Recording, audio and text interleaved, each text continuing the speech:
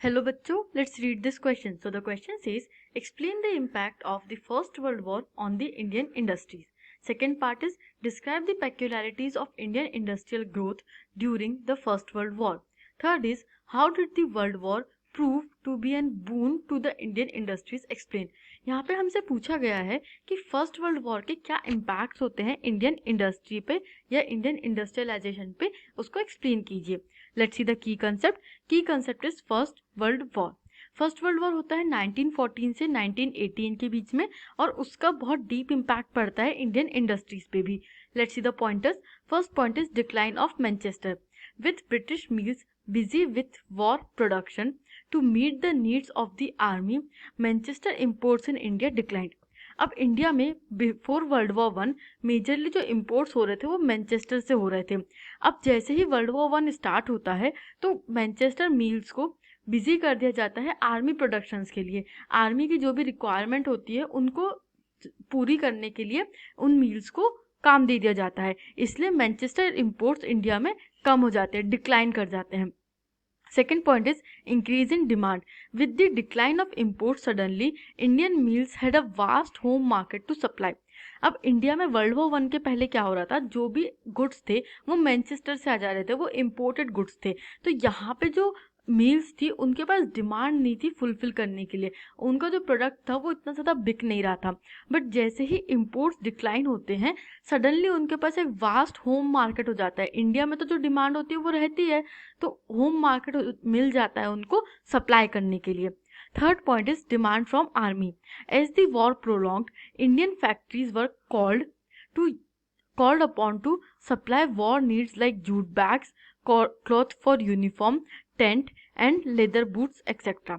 अब क्या होता है, वॉर एक्सपेक्टेशन से ज़्यादा लंबा चल जाता है, वॉर प्रोलॉन्ग हो जाता है और इंडियन फैक्ट्रीज को कहा जाता है कि आप भी आकर के वॉर नीड्स की सप्लाई कीजिए.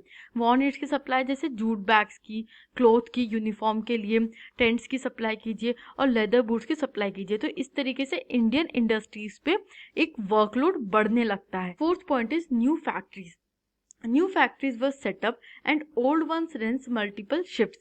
Many new workers were employed and everyone was made to work for longer hours. Over the war years, industrial production boom.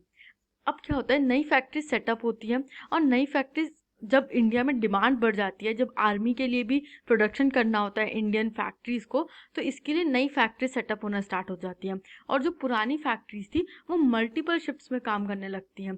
जो नए वर्कर्स को हायर किया जाता है और हर वर्कर से ज़्यादा काम लिया जाता है. They were made to serve for the longer hours. In the war years जो इंडस्ट्रियल प्रोडक्शन होता है इंडिया में वो बढ़ जाता है, वो बूम कर जाता है. Fifth point is downfall of British industry and boon for home industry. अब डाउनफॉल हो जाता है ब्रिटिश इंडस्ट्री का इंडिया में क्योंकि इंडियन इंडस्ट्रीज इस्टेब्लिश होती हैं, तो जो ब्रिटिश इंडस्ट्रीज होती है वो वापस से अपना मार्केट रिकैप्चर नहीं कर पाती है. Let's see the point. After the war Manchester could never recapture its old position in the Indian market. Cotton production in Indian market collapsed and exports of the cotton cloth from British fell dramatically. Local industrialists gradually consolidated their position, substituting foreign manufacturers and capturing the home market. अब क्या होता है, जो Manchester होता है, Manchester एक major exporter होता है इंडिया में, तो वो कभी अपनी पुरानी पोजीशन रिकैप्चर नहीं कर पाता है. इंडियन इंडस्ट्रीज उस पोजीशन को बनाए रखती है. कॉटन प्रोडक्शन होने लगता है इंडियन मार्केट में भी, इंडिया की मार्केट को कॉटन का सप्लाई मिलने लगता है और कॉटन प्रोडक्शन जो भी हो रहा था वो कोलैप्स कर जाता है. फॉरेन का जो भी फॉरेन से इंपोर्ट होकर के आ रही थी चीज़ें वो कोलैप्स कर जाती है, एक्सपोर्ट कोलैप्स कर जाता है, ब्रिटिशर्स का फेल कर जाता है ड्रामेटिकली और लोकल इंडस्ट्रियलिस्ट ग्रेजुअली अपनी पावर बढ़ा लेते हैं क्योंकि वॉर टाइम पे उन्होंने अपनी पावर इंक्रीज करी थी, उनको ज़्यादा इनकम हुई थी, ज़्यादा मैन्युफैक्चर किया था, तो उनकी जो पावर होती है वो बढ़ जाती है. वो अपनी पोजीशन को कंसोलिडेट करते हैं और सब्स्टिट्यूट कर देते हैं फॉरेन मैन्युफैक्चरर्स को इंडियन मार्केट में पूरी तरीके से. I hope you understood this question. Thank you and best of luck.